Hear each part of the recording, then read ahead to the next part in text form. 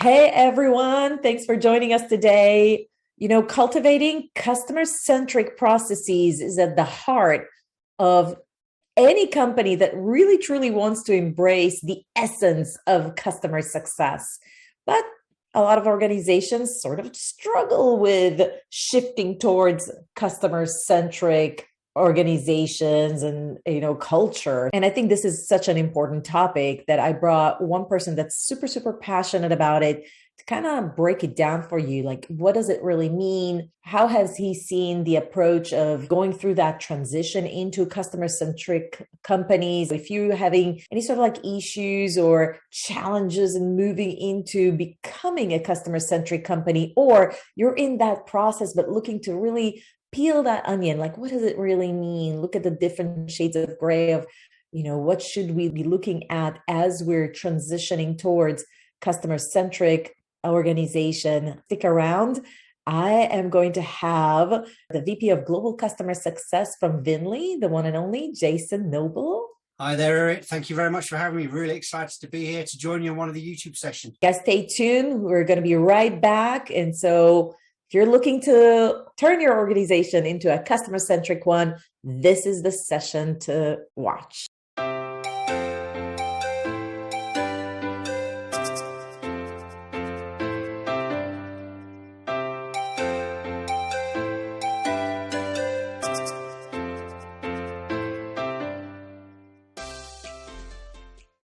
Jason, your accent, where are you from? My mum and dad are originally from Yorkshire in the UK. I've lived my kind of the last 20 odd years in London. There might be a little bit of mixed accent, but I'm UK, kind of London, been here for years and love the place. And what's your best thing for you to do? Like, what's your hobby or best way to spend your time? I love the world of technology, both in and outside of work. I've been loving it for years. Really? So kind of educating people on that, talking to my kids on that. A big fan of the outdoors. I love going on walks, kind of runner as well. I like long distance running. For those who are in London, what's your most favorite place to hike or run? I live in kind of West London. So we've got around here Richmond Park, Bushy Park. I mean, I live near a small one called Crane Park it's relatively small, but it's as if you're not in London. It's incredible. Jason, you're not only Global VP of Customer Success in the trenches, in customer success. What some other know you actually is from your podcast. Absolutely. I'm the co-founder of the Jason's Take On podcast, myself and Jason Whitehead, my counterpart in the US. It's 3.5 years now we've been doing it. And we've had yourself on as a guest with us, which has been amazing. We've had some incredible customer-focused conversations, just Jason and I on conversations, but all sorts of topics, not just on customer success, but on growth. We've had some incredible guests on with us as well. And we've got some great ones planned. Really excited. And there's loads more coming. So yeah, please keep an eye on for more podcast episodes. There's got a lot more in the planning as well. That's awesome. So guys, before we continue, just go ahead and check the links on this YouTube description. It's going to have a link to my episode. And of course, you're welcome to subscribe to that podcast because I think you're releasing a new episode at least a few times a month. Right now, it's about twice a month. It's very quick. There's a lot of work. Jason does all the editing, the recording.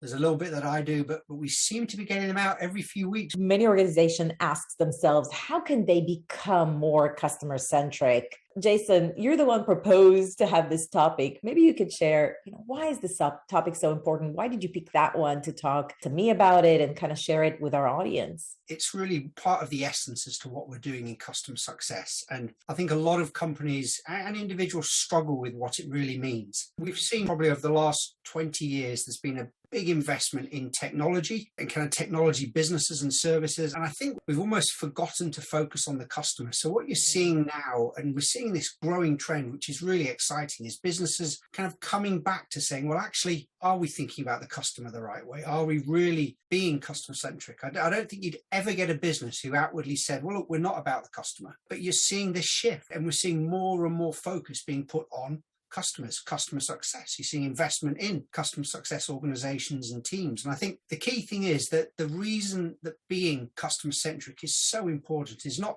only the obvious, that your customers stay loyal when they have good experiences with us, and that when sales and product, when we're delivering on our promises, but also as our customers are changing. And we're in a world now where change is so dynamic, so fast, that as our customers keep changing and evolving, so too are the ways that we operationalize how we work with them.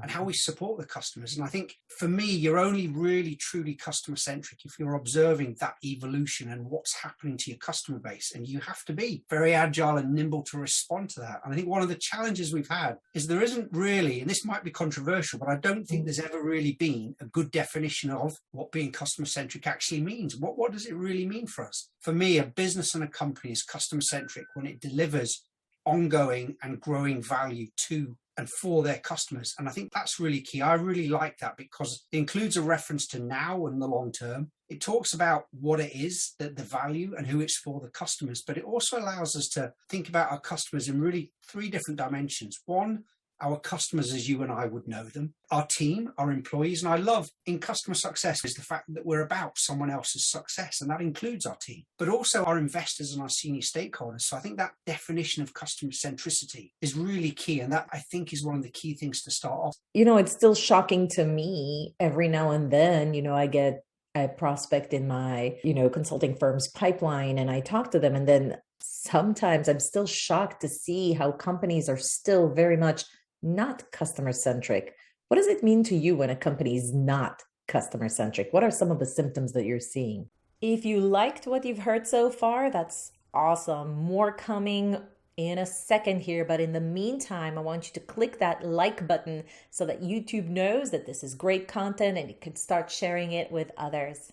I think lots of companies are going on this transition. Some of the symptoms you see are that internally there might be different goals, different objectives that are almost counter to each other and opposing each other within the different teams. You see silos within organizations, teams not collaborating and working well. And again, I think in customer success, one of the roles as a customer success leader that you play is that facilitator. There's a huge horizontal role that we're playing in breaking down those silos. And you can see that in organizations where teams aren't talking to each other, teams are working independently. There isn't that collaboration. I think another key thing is where you've got perhaps a customer focused team, there's feedback coming in from customers, but that feedback is going into a black hole. It's not going anywhere. There's no interaction with product. There's no interaction with the technology team, the engineering team, and the customer facing team. So yes, we're listening or we're hearing what the customers are saying, but we're not really listening to it. So there's no real voice of the customer, and that's not being represented back to the business. The other key challenge that you'll see is that when there are customers that come into the business that really we can't help them, they're the wrong type of customers. And we talk about kind of ideal fit customer profiles. And I think that again is a really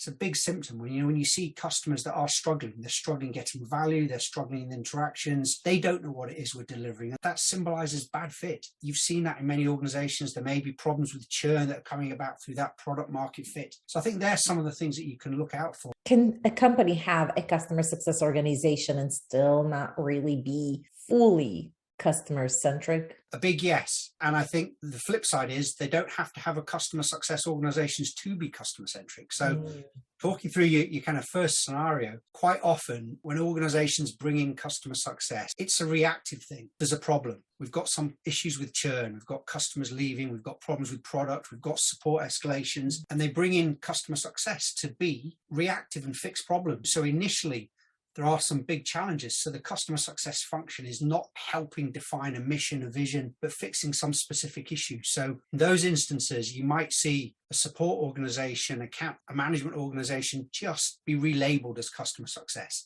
So not really focused on that proactive thinking, that real engagement to drive value. So you can absolutely see it. I've seen it in multiple organizations, but quite often that's the place to start. By building up your customer success team like that, there might be some issues. You then need to come in and start taking a shift, take the team through a transformation, build out a better team, better processes, different levels of engagement, create a proper customer success function that drifts away or moves away from just being focused on being reactive. And I think that's important to see. I said as well that on the flip side, I think you can have a customer-centric organization without a customer success function. For me, customer success, it's not a team. It's a way of working. It's a vision. It's how we work. Do I need a specific customer success team if my product works, my product delivers value? Maybe not. I think you can have a customer-centric organization without the focus on just a specific customer success function. 100%. So clearly you're very passionate about this topic. If I was an organization, maybe I'm the CEO or the CCO of a company, and I'm thinking, well, you know what, we're not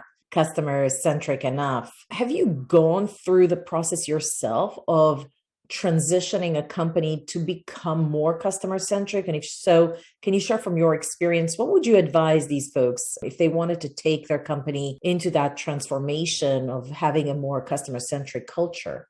Before we continue, don't forget, subscribe to our YouTube channel and smash that notification button so that you don't miss out on any new videos. I think some of the key things for me is you need that customer focused leadership. So whether it's advisory services, whether it's the likes of a chief customer officer or a senior VP of customer success, that role is critical to really be that voice of the customer at the leadership table. And quite often it's the piece that's missing. For me, it's about bringing the conversation about the customer into the board level, into our executive meetings. What are we doing? What's the customer really saying? This is really important because it also helps the rest of the leadership team and even your CEO, your execs really understand what it means to have that customer-centric mindset. And that is a change. So I think having the leadership there or having the buy-in that we need to make a change is critical. Bringing someone in that can really help define what a vision is, what do we need to do. And I think there are absolutely some things that you can do tactically to really start at that level and to really say, well, what do we need to do? How do we make these changes? And I think for me, some of the really key things you can do are really build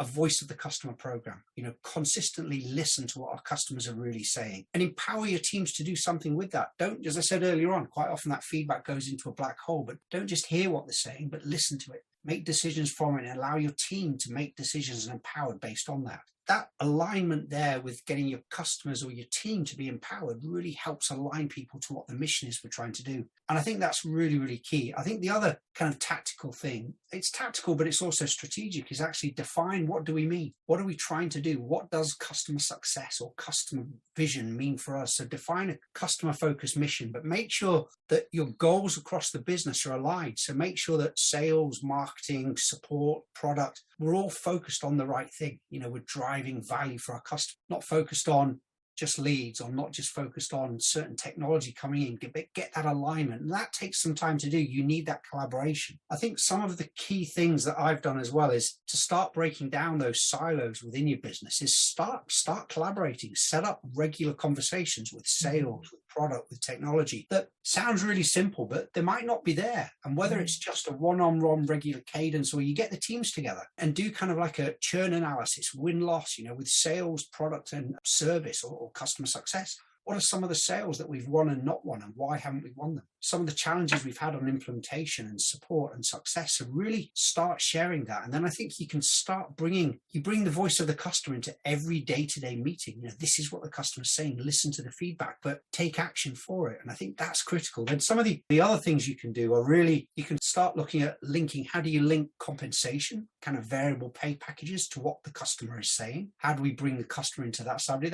That's really interesting. A lot harder to do, but something that I think is really, really key. It's not just about landing new business, but it's how do we compensate for customer lifetime value, for bringing the right customers into the business. And I think the other thing you can start doing is as part of hiring processes, how do we make sure that we're bringing in really people that are customer focused, that we're hiring people that have got empathy skills, they understand this, they understand customer orientation, and go through your own internal onboarding processes like a customer. Let's go through those same processes. One of the other really things that I think is really good to do is have people internally, whether it's your exec, even your CEO, but be a customer. Have somebody be the customer for a day. Go through your whole processes. Go through support, go through sales. That can be a real eye-opener. And there are organizations that I've seen, been involved in, where the CEOs do it. And it's a really powerful thing to do, just to understand what is the experience. Is it what I think it is? I've got a vision as to this is what our engagement with our customers like, but is that what it's really like? That's wonderful. Like a lot of really good tactical tips. Realistically, how long does it take to actually see some changes in an organization as you go through this transformation process in the culture? It really depends. Complexity of organizations. And I think that's one of the really driving factors. The more complex an organization, the more mature an organization, this is something that can take longer. If you're in a small organization, startup organization that is naturally very nimble and agile, they can make changes quicker. You could do this probably over a time scale of kind of 6 months, 12 months, maybe even less if you put in place a really solid program around it, put the investment in. But I think with more complex, larger organizations, you're probably going to be looking at 12 months, 24 months, really, because these are global organization-wide transformation processes. And that's not to say that there aren't milestones along the way that make a difference, but I think to go through those really organizational-wide transformation programs, they're not small pieces of work. Are there any pieces in this transformation process that you found as sort of like quick wins versus some of them that are like really a little bit longer and challenging? For me, some quick wins are defining that mission. What is our customer focused mission and the individual team goals? That can be a quick win. You need the buy-in from all the different teams, but that can be a quick win. The internal collaboration, I think, if you do it well, that can be a quick win. There's nothing stopping anybody in an organization speaking to somebody else. And you want that to be commonplace. You want other team members to do it. So that, for me, can be a real quick win as well. The other thing, when you're looking at kind of role play and being a customer, that's something, again, that is something that I like to do whenever I join a new business. Be a customer. That's something you can do really quickly. So I think a lot of these things are more strategic, but there are absolutely some things that are more tactical that can deliver value very quickly back. Well, obviously, the ideal scenario is that the CEO leads the vision for this initiative. But you said before, somebody needs to actually operationalize it and put it into a roadmap and hold champions accountable. Who in the organization would work with the CEO to make this happen? I think for me, the ideal role is your chief customer officer. And I'm excited to see that role over the last 5 to 10 years, we've seen a massive growth in that role. I mean, it started off in the US, but we're beginning to see in Europe more and more placements in that role. So you've got someone at the exec level that is focused on your customer. You hit on a really key point there. The CEO, you cannot do this without the buy-in from your CEO. And that's super, super critical. The buy-in from your CEO to say, yes, we're making this change. This doesn't work unless you've got that. There's any chief customer officer, VP of customer success, you cannot succeed without that buy-in, and not just buy-in from your CEO, but from your CFO, your COO, the whole exec team. That's critical. But I think it's someone at a VP or CCO level. That's where the change is needed. Someone that's got these changes are difficult. And I think you need to have very thick skin sometimes, because sometimes it's really challenging. You've got to have some difficult conversations, and there is a lot of pushback. So you need a lot of resilience. And for me, kind of having that resilience in this person is critical. But as I said earlier on, it's really a horizontal role. You're working across the whole business to break down silos. It is that chief customer officer, even chief revenue officer. I think they're really that focus on growth from my customer base.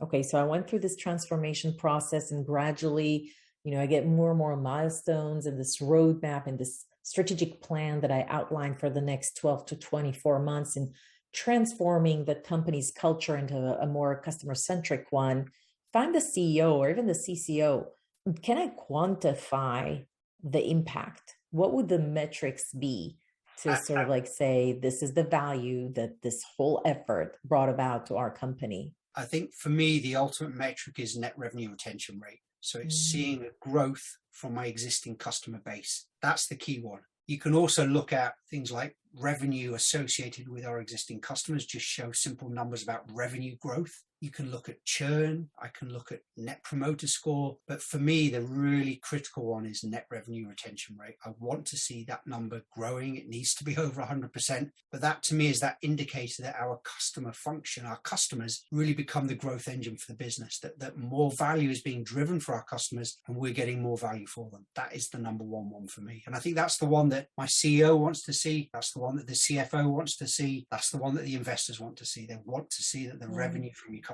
is growing. Are there some metrics that are going to be impacted before the NRR changes or improves? I think I'd like to see, your more kind of advocacy, your loyalty focus. One side, I said net promoter score. That's something that I think when you do this right, you can see a very quick change on that.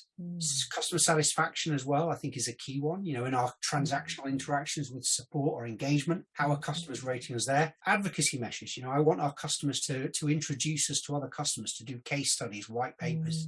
They're only going to do that if we're doing the right thing and driving more value for them. So those are some metrics there as well. I think the other one, going back to my point earlier on, things like employee satisfaction. If I look at my team as being critical to this dynamic of how we drive value for our customers and customer centricity, that's critical. So look at kind of EMPS, what is my customers team telling me internally? So tremendous amount of knowledge and tactical advice here on this video about how to embrace customer centricity into the organization and really go through this cultural transformation and what kind of impact and how to measure it. Folks, if you're watching this video and you want to share your opinion or experience in transforming your own organization into a culture of customer centricity, feel free to include this in the comments below and share it with others who are watching this channel. If you liked what you heard today, don't forget to give this video a like. It helps the channel tremendously. And of course, subscribe, recommend it to others. Jason Noble, you are such a powerhouse in our community. I wanted to thank you so much for taking the time today to share this important topic with everyone. A big thank you. As I said, I love what you're doing. Big fan of yours. Privileged to be here. So thank you very much for inviting me. I really enjoy this conversation. All right, guys. Thank you so much for watching, and I'll see you at our next video.